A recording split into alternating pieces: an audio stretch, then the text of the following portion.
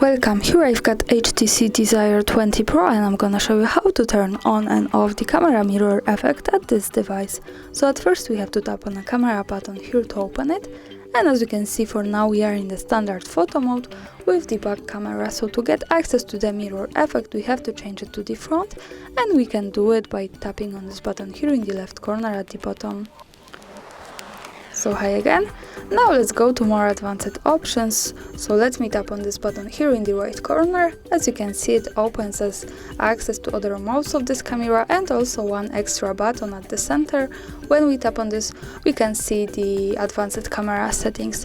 Now let's focus on the camera options here. By tapping on this option, we can pick Save Mirrored Selfies at the second place here. So by tapping on this button, we can easily turn it off and turn it on like that.